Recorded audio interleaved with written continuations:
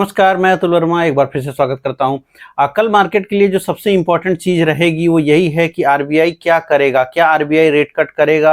उम्मीद कर सकते हैं कि कम है, ये जाहिर सी बात है, कम है उम्मीद, क्योंकि पिछली बार काफ़ी कुछ कर दिया गया था, लेकिन इस बार भी पॉसिबिलिटीज से इनकार एकदम से नहीं किया जा सकता। 25 बेसिस पॉइंट के रेट कट की बात बहुत सारे लोग कर रहे हैं। बहुत सारे लोगों का ये भी मानना है कि अगर रेट कट नहीं आएगा तो शायद सीआरआर में कुछ चेंज किया जा सकता है, ताकि जो है थोड़ा सा मार्केट को सपोर्ट किया जा सके। जिस तरह से मार्केट लगातार साइडवेज रही है, थोड़ी गिरती रही है, अलग अलग प्रकार के रिफॉर्म्स किए जा रहे हैं, जीएसटी को लेकर किया गया, कई सारे और रिफॉर्म्स हो रहे हैं, लेकिन उनका असर बाजारों पर उतना देखने को नहीं मिल रहा है। यहाँ पर यह भी महत्वपूर्ण है कि अब अमेरिका किस तरह से काम करेगा, उसके आधार पर भी मार्केट के ऊपर असर आने वाले वक्त में अगले 2 दिन के अंदर आपको देखने को मिलेगा। आज की मार्केट में एक जो बड़ी बात हुई है कि आप यूँ समझ सकते हैं कि हमने 500 को ब्रेक जरूर नहीं किया, 24,500 को हमने अभी तक टच नहीं किया, लेकिन एक बात जरूर हमने किया कि कल का जो लो था उसको हमने वायलेट किया। उसके नीचे आज हम गए, 24,580 के आसपास हम गए, वहां से रिकवर करके लगभग डेज लो पे हम क्लोज किए हैं। मार्केट चौपी जरूर थी आज की भी, लेकिन कल से कम थी। हाँ, ये बात जरूर है कि आज भी मार्केट में गिरावट चल रही थी, लेकिन आज चूंकि एक्सपायरी था तो अब पिछला महीना जा चुका है। ऑफिशियली कल से हम लोग अक्टूबर महीने में ट्रेड करने लगेंगे, अगर ट्रेडिंग के हिसाब से देखा जाए, और वो हो सकता है कि नए हफ्ते, नए महीने की शुरुआत आपको लिए थोड़ा पॉजिटिव हो सकती है, और उसकी उम्मीद आप लगा सकते हैं। कल भी मैंने बात करी थी कि मार्केट निचले स्तरों पर कैपिचुलेट करता दिखता है, तो शायद पॉसिबिलिटी वो दिख रही है कि मार्केट जो है अभी थोड़ा और इसी तरह से रहे, कैपिचुलेट करे, लेकिन धीरे धीरे करके इसमें रिकवरी पॉसिबल है। हाँ, 24,500 का ब्रेक नहीं होना चाहिए, ये बात भी जरूरी है। कुछ और घटनाक्रम चेंज हुए हैं। अब जो एक बड़ी परिवर्तन किया गया है मार्केट को लेकर के, यद्यपि रिटेल पार्टिसिपेंट उससे परेशान नहीं होते दिखते हैं, लेकिन जहां पर सेबी लगातार वीकली एक्सपायरी और शॉर्ट टर्म ट्रेड को लेकर के ऑप्शंस मार्केट को कसता चला गया है, वहां पर रेगुलेशंस बहुत टाइट किए गए हैं, वीकली एक्सपायरी को खत्म किए जाने की बात चल रही है।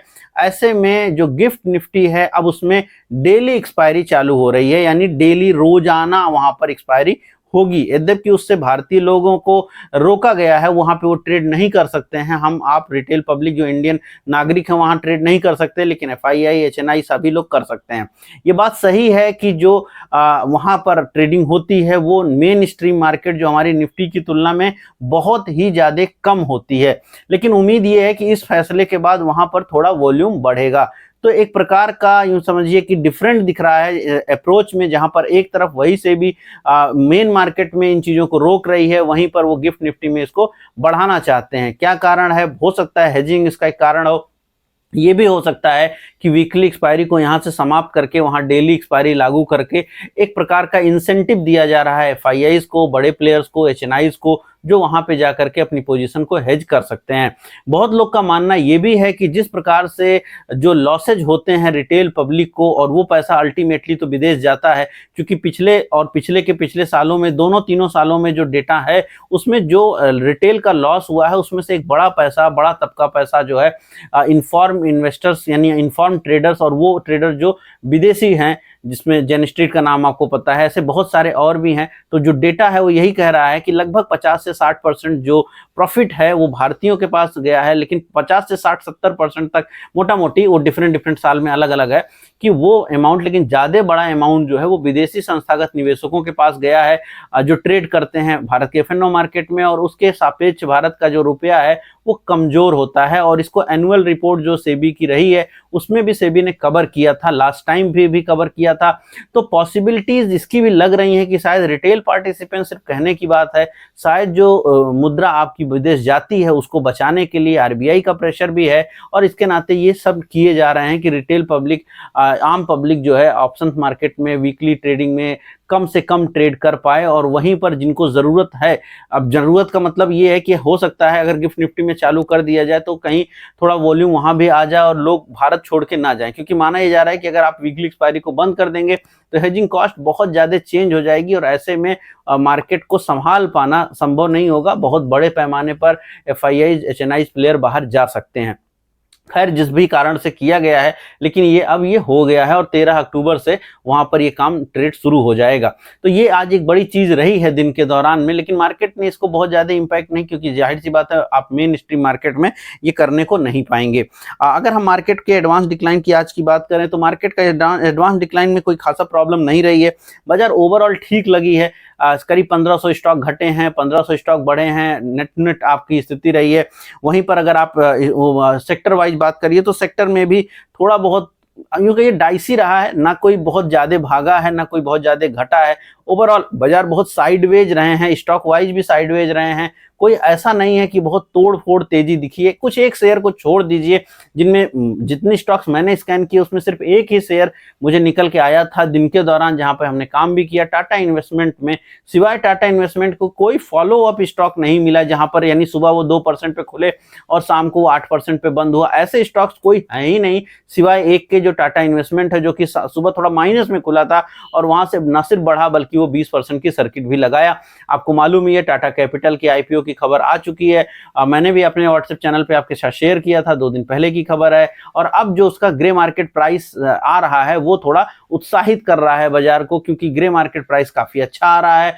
कंपनी ने भी ये बोला है कि वो जानबूझकर वैल्यूएशन को सस्ता लेके आ रहे हैं ताकि आम पब्लिक को बेनिफिट हो सके।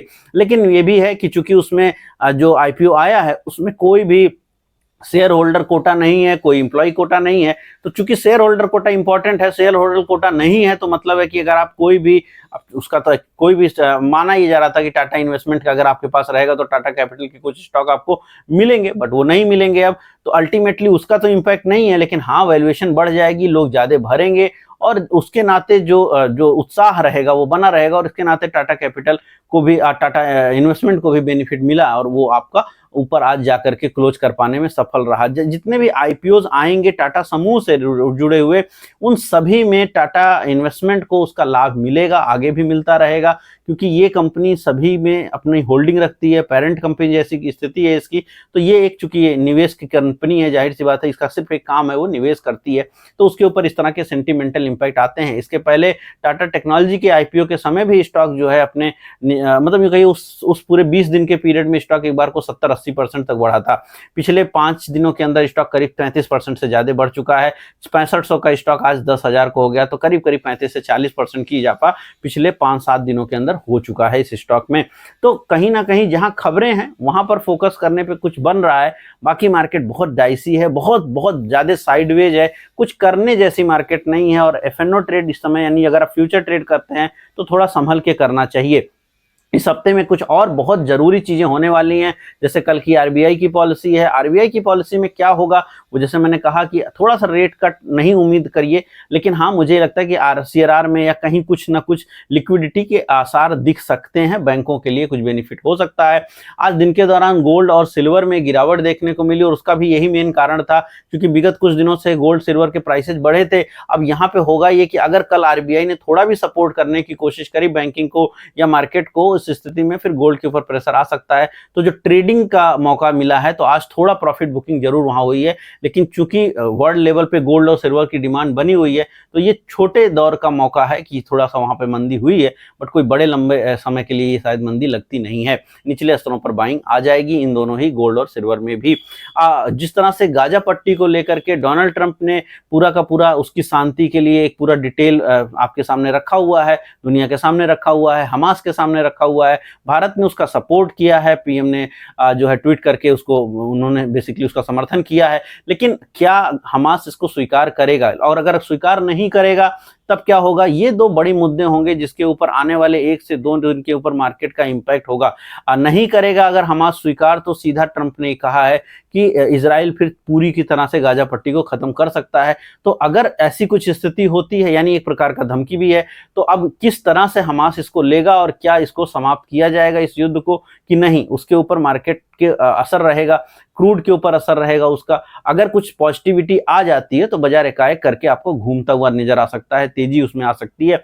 और अगर कुछ नहीं होता है तो थोड़ा सेंटिमेंटल इंपैक्ट नीचे की साइड का आ सकता है, तो वहां पर आपको नजर रखनी चाहिए। एक बहुत बहुत इंपॉर्टेंट चीज होनी है 3 अक्टूबर के आसपास में, जो अमेरिका है, अमेरिका का जो बजट है वो बेसिकली आप समझिए कि उनका जो खर्च होता है वो हर 3 महीने में उसको पास करवाना होता है। पिछली बार जब ये आया था तो बहुत विवाद हुआ था, मार्केट के ऊपर भी असर आया था, एक दिन मार्केट गिरी हुई थी, वापस से वही तिथि आ चुकी है। 14 दिन के लिए यहाँ पर बात चल रही है कि वो नहीं पास, ऐसा हो सकता है कि नहीं पास हो, क्योंकि एक सदन में उसको जो है 14 दिन लग गए पास होने के लिए। अब अगले सदन में वो पास होगा कि नहीं होगा, और अगर एक दिन के लिए भी डिफॉल्ट कर गया अमेरिका तो मार्केट के ऊपर बहुत जबरदस्त असर आएगा। यद्यपि डिफॉल्ट लंबे समय का नहीं हो सकता, पिछली बार भी एक दिन का डिफॉल्ट हुआ था, पॉसिबल है कि 1 से 2 दिन का डिफॉल्ट अगर हो जाए कहीं गलती से तो मार्केट के ऊपर निगेटिव असर आ सकता है। यहाँ पर यह भी ध्यान रखने की बात है कि अमेरिका में जो ग्रेट ब्यूटीफुल बिल पास हुआ था उसके नाते जो इंश्योरेंस के प्रीमियम्स हैं वो सरकार नहीं भर रही है। अब उसके नाते क्या हो रहा है कि इंश्योरेंस डिफॉल्ट हो रहा है और उसका भी काफी विरोध हो रहा है। अगर वो विरोध आगे जारी रहा उसका भी प्रेशर मार्केट के ऊपर आ सकता है, और उस केस में अमेरिकन मार्केट थोड़ा नीचे जा सकती है, और उस केस में पूरी दुनिया की मार्केट थोड़ा नीचे जा सकती है, तो हमारे ऊपर भी असर आएगा। यद्यपि पिछले कुछ समय से अमेरिकन मार्केट के बहुत ज्यादा असर हमारे ऊपर नहीं आ रहे हैं, लेकिन फिर भी असर कभी भी आ सकता है। वो कभी भी जो निगेटिविटी है उसके असर ज्यादा पॉसिबल है अमेरिका की तरफ से आ जाएं, पॉजिटिविटी वाले असर थोड़े कम ही पॉसिबल हैं। मार्केट साइडवेज है, लगातार रिपीट कर रहा हूं, लेवल्स वही हैं, कहीं बदले नहीं है। नीचे की साइड में हमारे लिए 24,500 इंपॉर्टेंट लेवल होगा और ऊपर के साइड में 24,850। जब तक इस रेंज के बाहर नहीं निकलते हैं, ऊपर या नीचे साइड में कुछ नहीं करने जैसा मार्केट है, आराम से बैठने का मार्केट है। ऑप्शन सेलर हावी है इस मार्केट में। यद्यपि आज दिन के दौरान 5% तक एक समय विक्स बढ़ गई थी, लेकिन शाम होते होते उसमें भी थोड़ा गिरावट देखने को मिली है, और वो जो सिचुएशन रही विक्स के बढ़ने की, आप उसको मान सकते हैं कि चूंकि आज वीकली मंथली दोनों एक्सपायरी का दिन है, और उसके नाते थोड़ा जो हेजिंग होती है दिन के दौरान उसके नाते वो प्रीमियम सूटअप की थी, बट अल्टीमेटली वो शाम को समाप्त होती दिखी है। तो बाजार के लिए ये अभी कोई बहुत बड़ा चेंज नहीं दिखता है, और इस दायरे में बाजार रह सकता है। अब कल अगर आरबीआई कुछ कर देता है, कोई भी ईज करता है, तो उस मार्केट आपका 24,850 के ऊपर जा सकता है। लेकिन अगर कुछ भी उन्होंने ईज नहीं किया, उस केस में आप नीचे की तरफ बढ़ सकते हैं।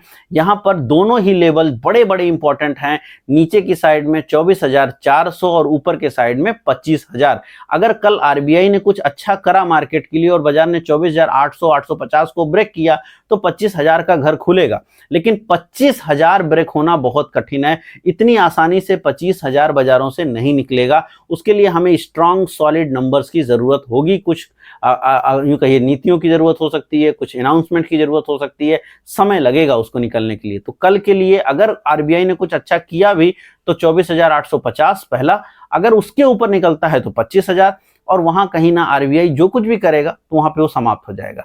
अगर आरबीआई कुछ नहीं किया, न्यूट्रल रहा, स्टांस ऑलरेडी उन्होंने चेंज कर दिया है, तो उसमें वो बदलाव कर नहीं सकते हैं। ऑलरेडी बहुत ज्यादा कुछ करने की जगह नहीं है उनके पास, फिर भी अगर कुछ नहीं कर पाए, और चूंकि जगह भी नहीं है ज्यादा करने के लिए, अगर कुछ नहीं किया तो फिर मार्केट थोड़ा और कूल ऑफ की तरफ जा सकता है। लेकिन उम्मीद आप ये लगा के चलें कि 24,500 ब्रेक ना हो। 24,500 आते आते अगर सारी बातें पचा ली जाए बाजार, क्योंकि बाजार मान के चल रहा है आरबीआई कुछ नहीं करेगा, और अगर उतने आते आते तक बाजार जो थोड़ी बहुत निगेटिविटी है उसको पचा लेता है तो ये अच्छी चीज रहेगी। बैंकों को लेकर के थोड़ा थोड़ा सा उत्साह लोगों में दिखने लगा है, लेकिन यहाँ पर याद रखिए कि बैंकिंग स्टॉक्स हमेशा आरबीआई की पॉलिसी के आसपास बढ़ते हैं, लेकिन जैसे ही पॉलिसी खत्म होती है और अगर पॉलिसी में कोई बहुत बड़े अनाउंसमेंट नहीं होते हैं तो पीएसयू बैंक्स भी नीचे आ जाते हैं, प्राइवेट बैंक भी नीचे आ जाते हैं। 2 दिनों से बैंक निफ्टी भी चल रहा है, और जो आपका सरकारी बैंक का पूरा है, चाहे उसमें Canara, union, SBI, BOB, PNB, सारे के सारे सबने तेजी दिखाई है। लेकिन यहाँ पर होशियार रहने की जरूरत है कि अभी स्टॉक्स में बड़े ब्रेकआउट्स नहीं हो रहे हैं, जो सरकारी बैंक्स हैं, इवन प्राइवेट बैंक्स, और थोड़ा आपको यहाँ संभल के रहने की जरूरत है, क्योंकि अगर कल कुछ नहीं किया आरबीआई ने तो उसके बाद फिर ये फॉल आपको दिखा सकते हैं, क्योंकि वहां पर ऑलरेडी रिकवरी हो चुकी है पिछले कुछ दिनों के अंदर। तो मार्केट को लेकर के इस समय कोई आपको बहुत अच्छा साइन नहीं दिखता, लेकिन पिछले 2 दिनों का नंबर ये कहता है कि बहुत बुरा जो हो रहा था वो भी रुका है। यद्यपि आज 11वां दिन है, मार्केट ने 10वां दिन है जब बाजार लगातार गिरी है, नए लोज लगाए हैं। ये चीज भी हिस्टोरिकल है, बहुत बार ऐसा नहीं हुआ है हिस्ट्री में। लेकिन ये भी याद रखें कि इसके पहले लगातार मार्केट ने 11 दिन की तेजी भी दिखाई थी। तो मार्केट इस समय काफी ज्यादा पुराने वर्जन से नए वर्जन की तरफ बढ़ चुका है। इसमें कई सारे कारण हो सकते हैं, टेक्नोलॉजी हो सकती है, एल्गोरिथम हो सकता है, क्योंकि अब मशीन ट्रेडिंग इंडिया में बढ़ती जा रही है। तो मशीन लेवल्स के ऊपर काम करता है, जैसे उसको लगा कि लेवल गया, उसने मंदी करनी है, जैसे लेगा तो चेंज करेगा। तो उसके हिसाब से चूंकि बहुत कुछ बदला है पिछले 5-7 सालों में बाजार को लेकर के, तो धीरे धीरे करके अब वो चीजें दिखने भी लगी हैं और बदलाव वो दिख रहे हैं, चाहे वो सिस्टमैटिक बदलाव हो, नीतियों वाले बदलाव हैं, और बहुत सारे बदलाव दिख रहे हैं। तो मार्केट को लेकर के ये पूरा हफ्ता लगातार, पूरे हफ्ते इसमें बाजारों को लेकर के किसी भी दिन कोई बड़ी खबर आ सकती है। पूरे हफ्ते मार्केट कहीं भी जा सकता है, काफी महत्वपूर्ण हफ्ता है। आप सोमवार का दिन बीत गया, मंगलवार का दिन आज है। अब इसके बाद जो अगले 3 दिन हैं बहुत इंपॉर्टेंट, छुट्टी भी है बीच में एक आपके साथ यहाँ पर 2 अक्टूबर वाली, तो वो दिन और इंपॉर्टेंट हो जाएगा। क्योंकि कल जब आप ट्रेड क्लोज करके जाएंगे तो फिर सीधे 3 तारीख को खुलेंगे, और जब एक दिन का सैंडविच सेशन हमारे यहाँ गैप का होता है, तो जनरली अमेरिका में जो कुछ भी उठा पटक होगी उसको हम लोग 3 तारीख को उसका पूरा का पूरा देखेंगे। इस बीच में कहीं हमास ने कुछ बोल दिया, एक्सेप्ट किया तो अच्छा, बुरा बोल दिया तो पता लगा लड़ाई बढ़ गई, तो फिर मार्केट जो है और ऊपर जा सकती है। तो यहाँ पे काफी कंफ्यूज करने वाली स्थिति दिखती है। तो कल अगर आप ऑप्शन ट्रेडर हैं तो कोशिश करें कि अपनी पोजीशन को कम कर लें कल शाम को, क्योंकि परसों क्लोजिंग है। अगर आप बायर हैं तो भी, अगर आप सेलर हैं तो भी, क्योंकि जो आपका बुधवार है, वो जो बृहस्पतिवार है वो बंद है, और शुक्रवार को फिर आप ओपन करेंगे। तो काफी जो है आपको सजग रहना चाहिए ऐसी स्थिति में, क्योंकि मार्केट को लेकर के कोई भी उल्टी पलटी खबर आपको आती हुई दिखाई पड़ सकती है दोनों साइड से। चूंकि ट्रंप की स्थिति अभी भी चल रही है, वही कल उन्होंने मूवीज के ऊपर 100% का टैरिफ लगाया, यद्यपि उसका कोई खासा इंपैक्ट भारत के ऊपर पड़ता नहीं है, क्योंकि बहुत बड़ा रेवेन्यू हमको अमेरिका से नहीं आता है जब हम मूवी ट्रांसपोर्ट उनको करते हैं। लेकिन हाँ, फिर भी एक ठीक ठाक सा पैसा तो आता ही था, और उसमें भी इंपैक्ट पड़ेगा। बट चूंकि जाहिर सी बात है पिक्चर महंगी हो जाएंगी, लेकिन पिक्चर फिर भी जो देखने वाले हैं वो देख लेंगे, चूंकि वहां पर जो बाइंग कैपेसिटी है उनकी वो थोड़ी ज्यादा तो है ही। खैर, ओवरऑल मार्केट काफी जो है फंसा हुआ लगता है, और कल के लिए इंपॉर्टेंट डेज आपके लिए कल बहुत ज्यादा रहेगा कि आरबीआई क्या करेगा, और उसके हिसाब से लेवल का जरूर ध्यान रखिएगा अगर आप कल कर रहे हैं ट्रेड, और शाम को संभल के रहिएगा क्योंकि परसों होगी बाजार में बंदी। मैं मिलूंगा कल नए वीडियो में। इस वीडियो में इतना ही, धन्यवाद।